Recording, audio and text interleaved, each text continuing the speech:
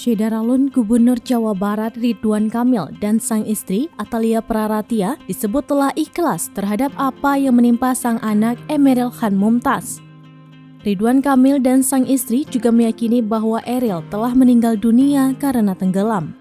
Kabar ini disampaikan MUI Jawa Barat dalam surat yang dikeluarkan pada Kamis 2 Juni 2022 yang diterima tribunnews.com.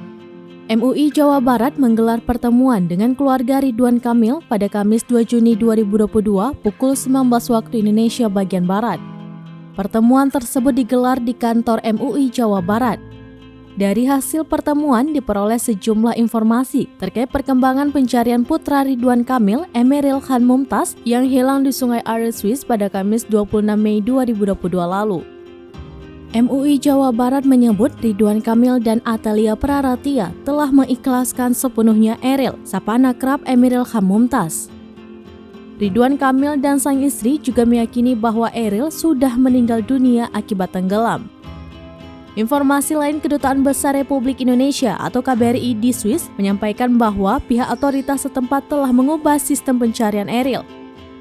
Sistem pencarian awalnya berstatus mencari orang hilang atau missing person, kini telah diubah menjadi mencari orang tenggelam atau drowned person.